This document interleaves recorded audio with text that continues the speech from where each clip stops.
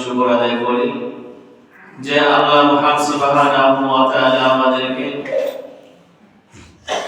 গুরুত্বপূর্ণ মাসে, বরকতময় মাসে, শ্রেষ্ঠতম দিনে, সপ্তাহের জুমার দিনে আল্লাহ তাআলা আমাদেরকে দরবারে কবুল করলেন। এজন্য আমরা সকলেই মহান আল্লাহ তাআলার মহান দরবারে কালিমাত শুকর আদায় করি। সকলে বলি আলহামদুলিল্লাহ। আলহামদুলিল্লাহ। সম্মানিত মুসল্লিবৃন্দ, আজকে শাবান মাসের 10 তারিখ। এর মানে হচ্ছে রমজান আর বেশি দেরি নেই আমাদের সামনে উপস্থিত হতে। অল্প কিছুদিনের পরে আমরা রমজান পেয়ে যাব। আমাদের সামনে যে রমজান আসতেছে, এই রমজান আমাদের জন্য সৌভাগ্য বয়ে আনতেছে। যদি আমরা এর যথাযথ হক আদায় করে আমরা এই মাসটি কাটাতে পারি, তবে আমরা সৌভাগ্যবান হতে পারবো। আর যদি আমরা যথাযথভাবে এই মাস পাওয়ার পরেও যদি কাটাতে না পারি, তাহলে সে হতভাগা, সে কপাল পোড়া, এর মতো হতভাগা আর কেউ হতে পারে না। তাই রমজান মাস যথাযথভাবে আমাদেরকে পালন করার জন্য আমাদের এখন থেকে প্রস্তুতি গ্রহণ করতে হবে। আমরা কিভাবে এর প্রস্তুতি গ্রহণ করব,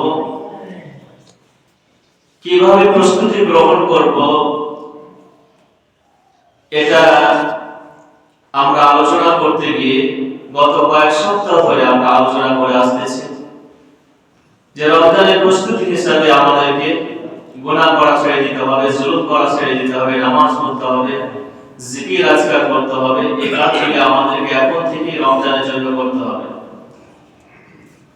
তাহলে আমরা রমজান ভালোভাবে যথাযথভাবে কাটাতে পারব।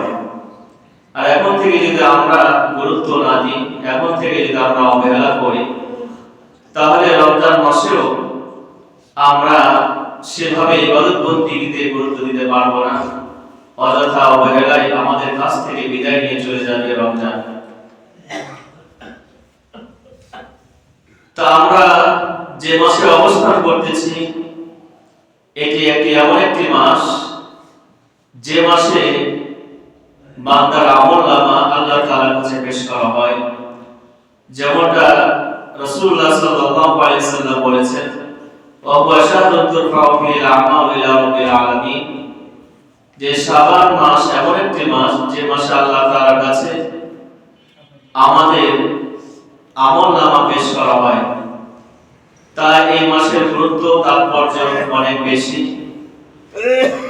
আল্লাহ রাব্বুল আলামিনের কাছে আমাদের বাৎসরিক আমলনামা পেশ হওয়ার মাস হচ্ছে এই শাবান মাস।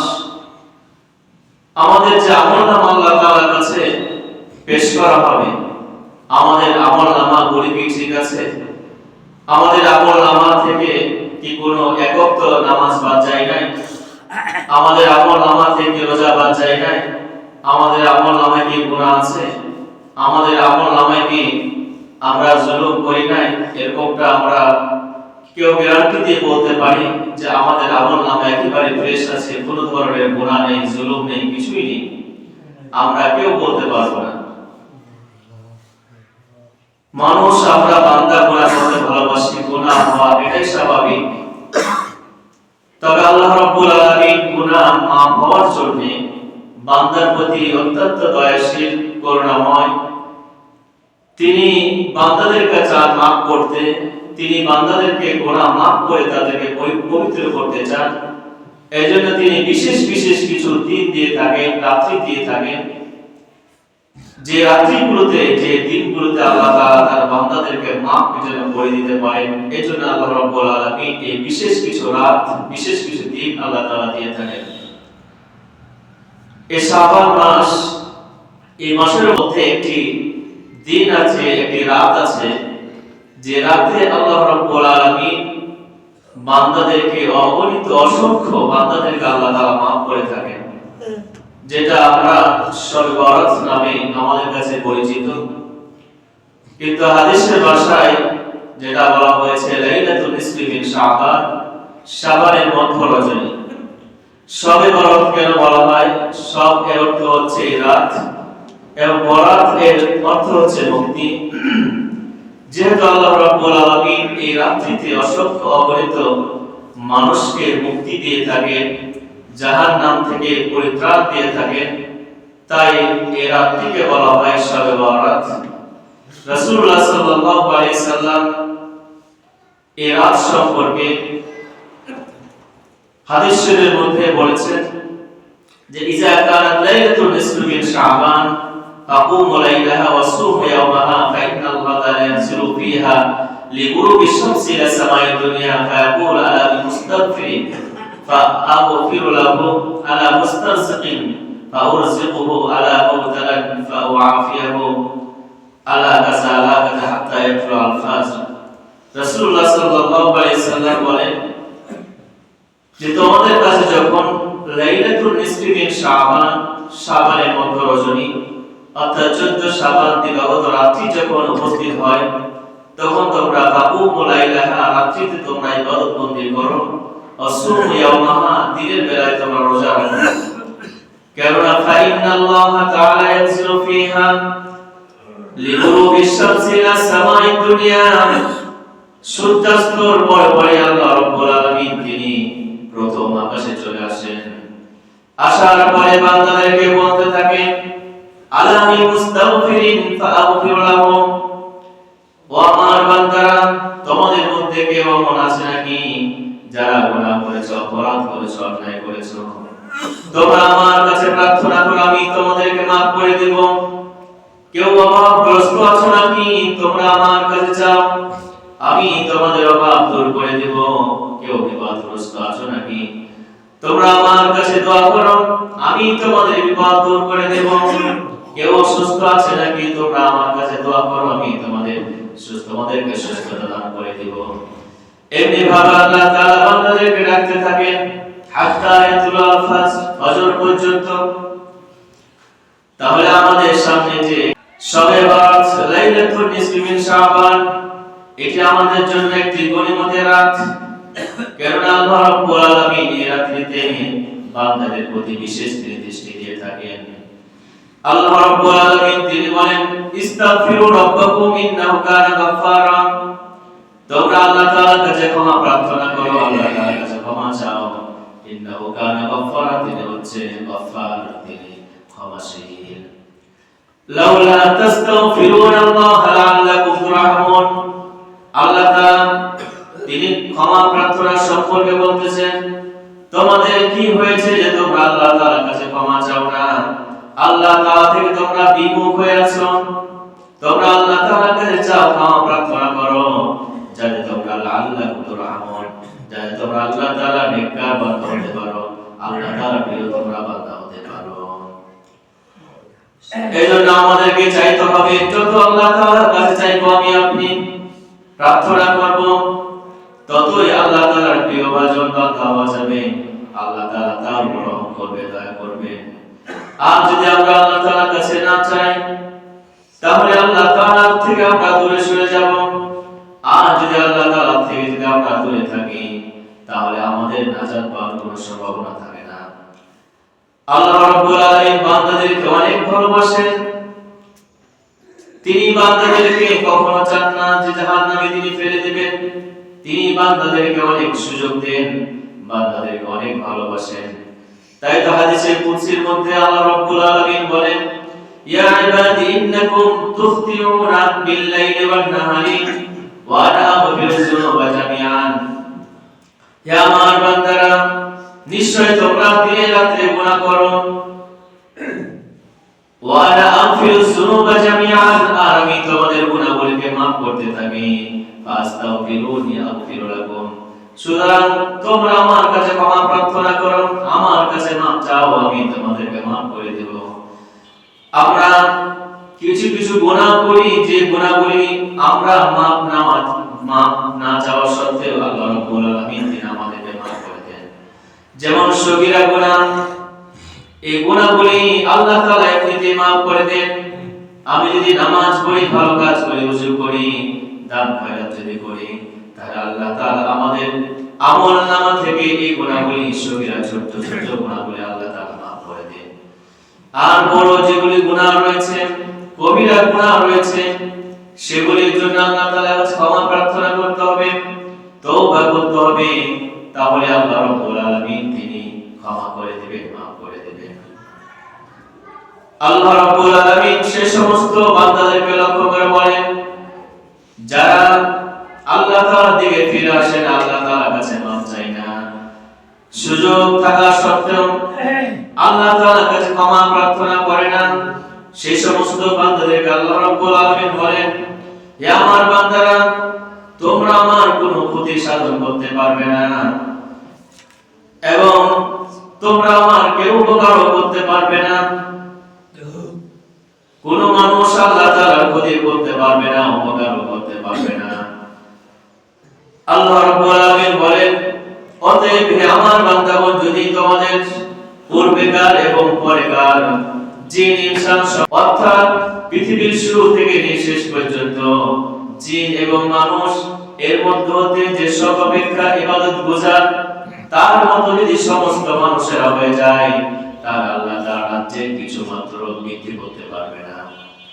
এরপর আল্লাহ তাআলা বলেন, হে আমার বান্দারা, তোমাদের মধ্যে হতে যদি পূর্বেকার এবং পরেকার যে ইনসান সমস্ত মানুষের মধ্যে হতে যে সবচেয়ে নিকৃষ্ট খারাপ পাপী বান্দা, তার মতো যদি তোমরা সবাই হয়ে যাও, তাহলে আমার রাজ্যের কিছু মাত্র ক্ষতি তোমরা সাধন করতে পারবে না। এরপর আল্লাহ রাব্বুল আলামিন বলেন, হে আমার বান্দাগণ, যদি তোমাদের পূর্বেকার ও পরেকার সকল মানুষ ও জিন মিলে যদি একটি ময়দানে যদি উপস্থিত হয়, হওয়ার পর যদি সকলে যদি আল্লাহ তাআলার কাছে প্রার্থনা করে, আল্লাহ তাআলার কাছে চায়, আর আল্লাহ তাআলা যদি সকলের প্রার্থনা অনুযায়ী, সকলের চাওয়া অনুযায়ী আল্লাহ তাআলা যদি দান করে, তাহলে আল্লাহ তাআলার কাছে যে খাজানা রয়েছে, যে ভান্ডার রয়েছে, সেখান থেকে কমবে না, সেই পরিমাণ ব্যতীত। যেমন উদাহরণ দেওয়া হয়েছে যে মহাসমুদ্রের মধ্যে যদি একটি সুই ফেলে দেওয়া হয়, সুই ওঠার পরে সেই সুইয়ের আগালের মধ্যে কতখানি পানি লেগে থাকে, সামান্য পরিমাণ, একেবারে সামান্য পরিমাণ ফোঁটা ফোঁটা কোনা পরিমাণ লেগে থাকে, সাগরের তুলনায় সেই সূর্যের পানি তো কিছুই নয়। সেই সূর্যের পানি সাগরের পানি থেকে যে উঠলো, সাগরের পানি কম এমনটা মনে হবে কি? এমনটা তো মনে হবে না, কিছুই মনে হবে না। ঠিক তদ্রূপ ভাবে আল্লাহ রাব্বুল আলামিন বলেন যে পৃথিবীর শুরু থেকে শেষ পর্যন্ত যে ইনসান সকল মানুষ এটা আমার কাছে চায়, আর আমি যদি তাদের চাওয়া অনুযায়ী যদি আমার খাজানা থেকে আমি তাদেরকে দান করি, তাহলে আমার কাছে কিছুই কমবে না। সুবহানাল্লাহ, এত আল্লাহ তাআলার কাছে রয়েছে, আল্লাহ তাআলার কাছে যা রয়েছে মানুষকে তাদের চাহিদা অনুযায়ী দিলেও আল্লাহ তাআলার কাছে সেগুলো কমবে না, এত আল্লাহ তাআলার কাছে রয়েছে। আর আমাদের কাছে, মানুষের কাছে কয়েকদিনের খাবার থাকে, কয়েকদিনের স্টক থাকে, ফুরিয়ে যায়, টোনকে টোন কত খাবার একদিন শেষ হয়ে যায়, কিছুদিন গেলে শেষ হয়ে যায়। কিন্তু আল্লাহ তাআলা পৃথিবীর শুরু থেকে, যখন থেকে সৃষ্টি করেছে, মানুষদেরকে কত হাজার হাজার টন কত কিছু খাওয়াচ্ছে, আল্লাহ তাআলার কাছে কমতি আছে কমে না। এজন্য আল্লাহ তাআলার কাছে চাইতে হবে, এমনটা ভাবা যাবে না যে আমি এটা চাইলাম আল্লাহ তাআলা হয়তো দিবেন না, এমনটা নয়। রাসূলুল্লাহ সাল্লাল্লাহু আলাইহি সাল্লাম বলেছেন যে তোমরা যখন জান্নাত চাইবে, ছোটখাটো জান্নাত চাইবে না, জান্নাতুল ফেরদাউস চাইবে। জান্নাতের মধ্যে সবচেয়ে বড় জান্নাত জান্নাতুল ফেরদাউস, সেই জান্নাতটা তোমরা কামনা করবে। আল্লাহ তাআলার কাছে যখন যা কিছু চাইবে, তখন ভালোটাই চাইবে, যেটা সবচেয়ে ভালো সেটা আল্লাহ তাআলার কাছে তোমরা চাইবে। আল্লাহ রাব্বুল আলামিন তিনি বান্দাদেরকে শুধু maaf করতে চান। বান্দারা যদি আল্লাহ তাআলার কাছে চায়, তাহলে আল্লাহ তাআলা বান্দাদেরকে maaf করবেন। হাদিস শরীফের মধ্যে এসেছে, আল্লাহ রাব্বুল আলামিন সে হাদিস শরীফের মধ্যে বলেন, ইয়া ইবনে আদম ইন্নাকা মা দাআউতানি ওয়া রাজাউতানি গফারতু লাকা আলা মা ফিকা ওয়ালা উবালি। হে আদমের সন্তানেরা, ইন্নাকা মা দাআউতানি ওয়া রাজাউতানি, নিশ্চয় তোমরা যদি আমাকে আমার কাছে যদি চাও আমাকে ডাকো ওয়ারজাউতানি এবং আশা রাখো আমার কাছে যদি দোয়া করো এবং আশা রাখো গফরতু লাকা আমি তোমাদেরকে মাফ করে দেব আলা মা কানা ফিকা তুমি যে ধরনের হও না কেন ওয়ালা উবালি এবং আমি মাফ করতে কাউকে পরোয়া করি না। আল্লাহ তাআলার কাছে যদি আশা নিয়ে দোয়া করা যায় যে আল্লাহ তাআলা আমাকে আপনাকে মাফ করবেন, আল্লাহ তাআলা বলেন অবশ্যই আমি সে বান্দাকে মাফ করব। মাফ করার ব্যাপারে আমি কাউকে পরোয়া করি না। আল্লাহ তাআলা যদি মাফ করে দেয় কাউকে ইশকাল করার প্রশ্ন করার সুযোগ আছে কি? কাউকে সুযোগ নেই। আল্লাহ তাআলা ইচ্ছা করলে যাকে ইচ্ছা দিলে মাফ করতে পারেন, আবার যাকে ইচ্ছা আল্লাহ তাআলা মাফ নাও করতে পারেন। আল্লাহ তাআলার কাছে কৈফিয়ত চাওয়ার কেউ নেই, কেউ চাইতে পারে না। আল্লাহ রাব্বুল আলামিন আরো বলেন ইয়া ইবনে আদম লাউ বালাগাত যুনুবাকা আনাস সামাই সুম্মা ইস্তাগফারতানি গফরতু লাকা ওয়ালা উবালি। ইয়া আদমের সন্তানেরা তোমাদের গুনাহ যদি আকাশ পরিমাণ হয়, আকাশ পর্যন্ত যদি পৌঁছে যায়, এরপরে যদি আমার কাছে তোমরা মাফ চাও তাহলে গফরতু লাকা আমি তোমাদেরকে মাফ করে দেব ওয়ালা উবালি ব্যাপারে আমি কাউকে পরোয়া করি না। তাহলে আল্লাহ তাআলার কাছে যদি আকাশ পরিমাণ গুনাহ নিয়ে যদি আল্লাহ তাআলার কাছে মাফ চাই তাহলে আল্লাহ রাব্বুল আলামিন তিনি আমাদেরকে মাফ করে দিবেন। এরপরে আল্লাহ তাআলা বলেন ইয়া ইবনে আদম ইন্নাকা লাউ লাকিতানি বিকরাবিল আরদি খাতায়া সুম্মা লাকিতানি লা তুশরিকু বি শাইআন লা তাইতুকা বিকরাবিহা মাগফিরাতান। আল্লাহ রাব্বুল আলামিন বলতেছেন যে তোমরা যদি এক পৃথিবীর সমপরিমাণ যদি গুনাহ নিয়ে আমার কাছে যে সাক্ষাৎ করো, আমার কাছে আসো, আর যদি তোমরা যদি শিরক না করো, শিরক না করা অবস্থায় যদি এক পৃথিবীর সমপরিমাণ যদি গুনাহ নিয়ে তোমার কাছে আমার কাছে উপস্থিত হও তাহলে লা আতাইতুকা বিকরাবিহা মাগফিরাতান, তাহলে তোমার কাছে আমি এক পৃথিবীর সমপরিমাণ মাগফিরাত নিয়ে ক্ষমা নিয়ে আমি আল্লাহ উপস্থিত হয়ে যাব। সুবহানাল্লাহ। তাহলে আল্লাহ তাআলার কাছে এক পৃথিবীর সমপরিমাণ যদি গুনাহ নিয়ে উপস্থিত হওয়া যায়, আর যদি শিরক সে বান্দা যদি না করে তাহলে আল্লাহ তাআলা বলতেছেন যে আমি অবশ্যই সে বান্দার কাছে এক পৃথিবীর সমপরিমাণ ক্ষমা নিয়ে মাগফিরাত নিয়ে আমি আল্লাহ উপস্থিত হয়ে যাব। সুবহানাল্লাহ। আল্লাহ রাব্বুল আলামিন তিনি আরো বলেন হাদিস শরীফের মধ্যে এসেছে রাসূলুল্লাহ সাল্লাল্লাহু আলাইহি সাল্লাম তিনি বর্ণনা করেন যে ইন্না শাইতানা ক্বালা ওয়া ইজ্জাতিকা ইয়া রাব্বি।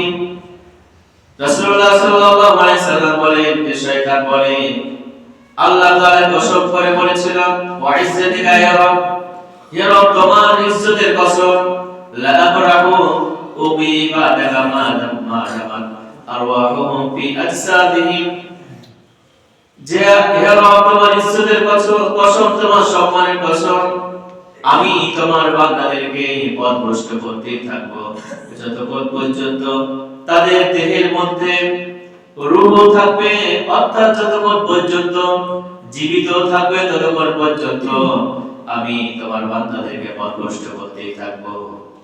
শয়তানের কথা শোনার পরে আল্লাহ রাব্বুল আলামিন বলেন যে আযজা ওয়া জাল্লা ওয়া ইজ্জাতি ওয়া জালালি ওয়া ইরতিফাই মাকানি লা সাগাফিরু লাহুম মাস্তাগফিরুনি, যে শয়তান তুই শুনে রাখ তুই আমার বান্দাদেরকে পথভ্রষ্ট করতে থাকবি, আর আমি আল্লাহ আমার জালালিয়াতের কসম, আমার ইজ্জতের কসম, আমার সম্মানের কসম, বান্দা যতক্ষণ পর্যন্ত আমার কাছে মাফ চাইতে থাকবে আমি আল্লাহ তাকে মাফ করতে থাকবো। সুবহানাল্লাহ। আল্লাহ তাআলা বলেন বান্দা যতক্ষণ পর্যন্ত তার দেহে রূহ আছে, জীবিত আছে, আর ততক্ষণ পর্যন্ত সে বান্দা আমার কাছে মাফ চাইতে থাকবে আমি আল্লাহ তাদেরকে মাফ করে দেব। আল্লাহ রাব্বুল আলামিন তিনি চান যে আমাদেরকে মাফ করতে, কিন্তু আমরা তো অকৃতজ্ঞ বান্দা, আমরা আল্লাহ তাআলার কাছে ফিরে যেতে চাই না, মাফ চাই না। আমাদের এমনটা মনে হয় যে আল্লাহ তাআলার কাছে আমাদেরকে যেতে হবে না, হিসাব দিতে হবে না। আল্লাহ রাব্বুল আলামিনের কাছে আমাদেরকে রীতিমতো হিসাব দিতে হবে। জীবনে হিসাব দিতে হবে, সময় হিসাব দিতে হবে, আমার আপনার অর্থ হিসাব দিতে হবে, আমার যৌবনের হিসাব দিতে হবে। আল্লাহ তাআলার কাছে হিসাব দেওয়া ছাড়া, পাঁচটি প্রশ্নের উত্তর দেওয়া ছাড়া হাসরের ময়দানে আমি আপনি কেউ একবার সামনে অগ্রসর হতে পারবো না। সুতরাং আসি আল্লাহ তাআলা দিয়ে ফিরে আসি সামনে রমজান মাস। আজকে 10 তারিখ শাবান মাসের সামনে মঙ্গলবার দিবাগত রাত্রি হচ্ছে শবে বরাতের রাত্রি, লাইলাতুল নিসফি মিন শাবান রাত্রি। সেই রাত্রি আসার আগে এখন থেকে আমরা আল্লাহ তাআলার কাছে তওবা করে ইস্তেগফার পাঠ করে আল্লাহ তাআলার কাছে মাফ চাই। কারণ আল্লাহ রাব্বুল আলামিন সেই রাত্রিতে সাধারণভাবে সকল বান্দা এবং বান্দীদেরকে মাফ করে দেন, কিন্তু সেই রাত্রিতেও কিছু এমন বান্দা রয়েছে যাদেরকে আল্লাহ তাআলা তিনি মাফ করেন না। আল্লাহ রাব্বুল আলামিন তিনি সেই রাত্রিতেও তাদেরকে মাফ করেন না। ইন্নাল্লাহ তাআলা রাসূলুল্লাহ সাল্লাল্লাহু আলাইহি ওয়াসাল্লাম বলেছেন, লা ইয়াতলু ফি লাইলাতিন নিসফি শাবান ফায়াগফিরু জামিআ খালকি ইল্লা মুশরিকিন আও মুশাহিন। আল্লাহ তাআলা লাইলাতুল নিসফি মিন শাবান শবে বরাতের রাত্রিতে তিনি তার সকল সৃষ্টির দিকে তিনি মনোযোগ দিয়ে থাকেন, সকলকে তিনি মাফ করে দেন। কিন্তু যারা মুশরিক, যারা শিরক করে, আও মুশাহিন, যারা বিদ্বেষ পোষণ করে, আল্লাহ তাআলা তাদেরকে তিনি মাফ করেন না। তাহলে আমাদের মধ্যে যাদের শিরকিয়ত রয়েছে, যারা শিরক করে এবং বিদ্বেষ পোষণ করে, এমন বান্দাদেরকে আল্লাহ তাআলা তিনি মাফ করেন না। আরো কয়েক শ্রেণীর বান্দাদেরকে আল্লাহ তাআলা মাফ করেন না। অন্য হাদিসের মধ্যে এসেছে, যেমন যারা আত্মীয় স্বজন এর সাথে সম্পর্ক রাখে না, সম্পর্ক ছিন্ন করে, এদেরকে আল্লাহ তাআলা মাফ করেন না। যারা পিতা মাতার অবাধ্য সন্তান, তাদেরকেও আল্লাহ তাআলা মাফ করেন না। যারা জুলুম করে, অন্যায়ভাবে মানুষকে হত্যা করে, তাদেরকে আল্লাহ তাআলা এই রাত্রিতে মাফ করেন না। যারা মদ পান করে, তাদেরকে মাফ করেন না। যারা জাদুকর, যারা গরব ঠাকুর, এরপরে যে পুরুষ কাপড় নিচে জামা পরে, পায়জামা পরে, লুঙ্গি পরে, এদেরকে আল্লাহ তাআলা এই রাত্রিতে তিনি ক্ষমা করেন না। এই রাত্রিতে ক্ষমা পেতে হলে আমাদেরকে এই রাত্রি আসার আগে আমাদেরকে আল্লাহ তাআলার কাছে তওবা করতে হবে, আল্লাহ তাআলার কাছে আগে মাফ চাইতে হবে। তওবা করার মতো তওবা যদি এগুলি থেকে আমরা ফিরে আসতে পারি আর আল্লাহ তাআলা যদি মাফ করেন, তাহলে সাধারণ যে ক্ষমার ঘোষণা আল্লাহ তাআলা পক্ষ হতে এই রাত্রিতে বান্দাদেরকে মাফ করবেন, সেই ক্ষমা আমরা পাবো। আল্লাহ তাআলা আমাদেরকে যেন সে ক্ষমার মধ্যে যাদেরকে মাফ করবেন, তাদের মধ্যে যেন আমাদের অন্তর্ভুক্ত করে নেন। সকলে আল্লাহুম্মা আমিন। শবে বরাত সম্পর্কে আরো বলা হয়েছে, একদিন আয়েশা রাদিয়াল্লাহু তাআলা আনহা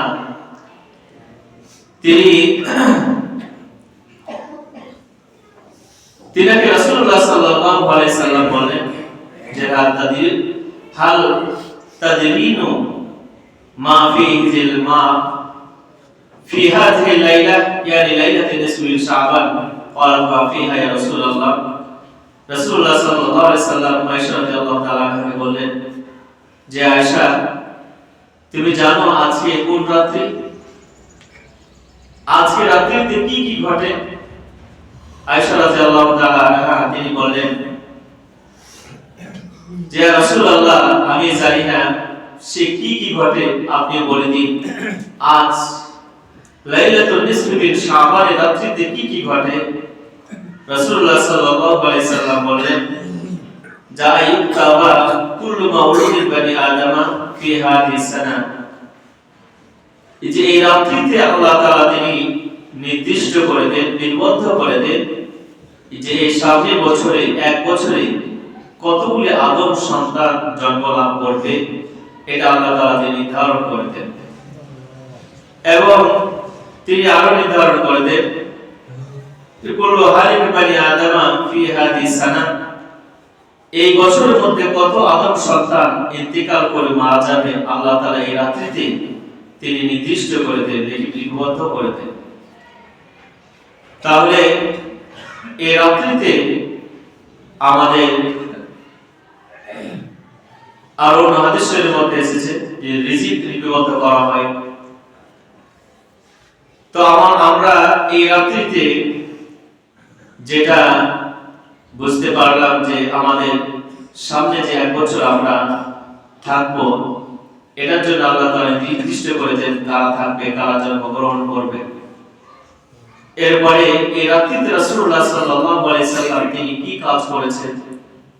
রাসূলুল্লাহ সাল্লাল্লাহু আলাইহি সাল্লাম তিনি এই রাত্রিতে কবর জিয়ারত করেছেন। যেমন একটা হাদিসের মধ্যে এসেছে, আয়েশা রাদিয়াল্লাহু তাআলা আনহা থেকে সেই হাদিসটি বর্ণিত হয়েছে। আয়েশা রাদিয়াল্লাহু তাআলা আনহা তিনি বলেন যে আমার কাছে রাসূলুল্লাহ সাল্লাল্লাহু আলাইহি সাল্লামের থাকা পালা ছিল। হঠাৎ দেখলাম রাসূলুল্লাহ সাল্লাল্লাহু আলাইহি সাল্লাম আমার কাছে নেই। আমি খুঁজতে লাগলাম, গিয়ে পেলাম বাকি কবরস্থানে। সেখানে যাওয়ার পর আমি রাসূলুল্লাহ সাল্লাল্লাহু আলাইহি সাল্লামকে পেলাম। রাসূলুল্লাহ সাল্লাল্লাহু আলাইহি সাল্লাম তিনি আমাকে দেখে বললেন, হে আয়েশা, তুমি কি মনে করেছো আল্লাহ এবং তার রাসূল তোমার উপরে জুলুম করতেছে, তোমার হক নষ্ট করতেছে? তুমি কি এটা ভাবতেছো? আয়েশা রাদিয়াল্লাহু তাআলা আনহা তিনি বললেন, ইয়া রাসূলুল্লাহ, আমি ভেবেছিলাম আপনি হয়তো অন্য কোন স্ত্রীর কাছে গিয়েছেন, আমি এটা ভেবেছিলাম।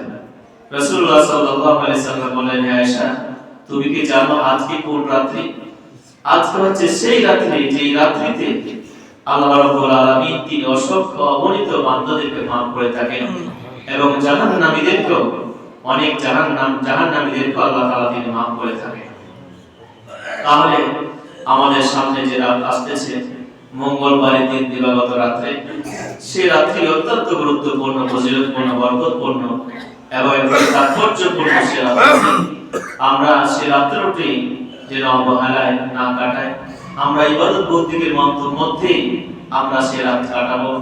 আল্লাহ তাআলা যেন আমাদের সকলকে সে রাত কাটাবো ইবাদত বন্দেগীর মাধ্যমে কাটানোর সুযোগ দান করেন সকলকে, আল্লাহুম্মা আমিন। আমাদের এই যে রাত্রি আসছে, এই রাত্রি করণীয় কি? এই রাত্রিতে আমাদের কি কি কাজ করতে হবে? অনেকে প্রশ্ন করে যে হুজুর, এই শাবান মাসের রোজা কয়টা রোজা করতে হবে? শাবান মাসের রোজা নির্দিষ্ট নেই, যত পারবেন তত করবেন। তবে যারা 3টা রাখে তারা সোমবার, মঙ্গলবার এবং বুধবার এই 3 দিন তারা রোজা রাখবে। সোমবার, মঙ্গলবার, বুধবার। সোমবার দিন রোজা রাখতে গেলে রবিবার দিন যে রাতে রোজা রাখতে হয়। আর যারা একটা রোজা করবে তাদেরকে মঙ্গলবার দিন শবে বরাতে রাতে রোজা ধরে আপনার বুধবার দিন রোজা থাকতে হবে। শবে বরাত এই রাত্রিতে আমরা কি কি ইবাদত বন্দেগী করব? এই রাত্রিতে আমরা বেশি বেশি করে আল্লাহ তাআলার কাছে ক্ষমা প্রার্থনা করব, তওবা ইস্তিগফার পাঠ করব, তওবা করব। তাওবাতুন নাসুহা খাঁটি দিলে আমরা যদি তওবা করতে পারি, আল্লাহ তাআলা অবশ্যই আমাদেরকে maaf করবেন। এইজন্য আমরা বেশি বেশি তওবা করব এবং আল্লাহ তাআলার কাছে চাইবো। আল্লাহ তাআলা যেহেতু 3 বান্দাদেরকে বলতে থাকেন, চাও আমার কাছে, কি তোমাদের প্রয়োজন? এইজন্য আমরা বেশি বেশি করে এই রাত্রিতে আল্লাহ তাআলার কাছে চাইবো বেশি, এবং আমরা দান সদকা করব। যারা আমাদের মধ্য হতে চলে গিয়েছে তাদের জন্য দান সদকা করব। দান সদকা করে তাদের জন্য আমরা ঈশ্বরের সব তাদের জন্য আমরা দোয়া করব। আমরা কবরস্থানে গিয়ে দোয়া করতে পারি, বাড়িতে বসে থেকে আমরা দোয়া করতে পারি। রাসূলুল্লাহ সাল্লাল্লাহু আলাইহি সাল্লাম যেহেতু কবরস্থানে গিয়ে দোয়া করেছেন, আমরা কবরস্থানে গিয়ে দোয়া করতে পারি। আমরা একাকীভাবে যেতে পারি, 2-1 করে যেতে পারি, আবার কয়েকজনও একসাথে আমরা যেতে পারি, এটা নিয়ে কোনো সমস্যা নেই। রাসূলুল্লাহ সাল্লাল্লাহু আলাইহি সাল্লামের হাদিসের মধ্যে বলা হয়েছে যে যখন কোনো নেক সন্তান যখন দোয়া করে, তার পিতামাতা জান্নাতের মধ্যে তাদের মর্যাদা কেমন ভাবে বৃদ্ধি করে দেওয়া হয়। রাসূলুল্লাহ সাল্লাল্লাহু আলাইহি সাল্লাম বলেন যে জান্নাতের মধ্যে যখন কোন আল্লাহ তাআলার বান্দা, আল্লাহ তাআলা যখন তাদের মর্যাদা বৃদ্ধি করে দিবেন, তখন সেই বান্দা বলবে, আল্লাহ আমার মর্যাদা কি কারণে বৃদ্ধি করে দেওয়া হলো? তখন আল্লাহ তাআলা বলবেন যে তোমার অমুক সন্তান তোমার জন্য ক্ষমা চেয়েছে, মাপ চেয়েছে, যার কারণে তোমার মর্যাদা এবার বৃদ্ধি করে দেওয়া হয়েছে। সুবহানাল্লাহ। এজন্য আমরা আমাদের পিতামাতা যাদের চলে গেছে তাদের জন্য আমরা বেশি বেশি যত বেশি ক্ষমা প্রার্থনা করব, তত বেশি জান্নাতের মধ্যে, কবরের মধ্যে আল্লাহ তাআলা তাদের মর্যাদা বৃদ্ধি করে দেবেন। যেন আল্লাহ তাআলা যেন আমাদের সকলকে সে রাত এখন থেকে সামনে রমজান প্রস্তুতি গ্রহণ করার তৌফিক দান করেন। আমরা সকলে আল্লাহুম্মা আমিন। আল্লাহ সবাই করে সুন্দর করে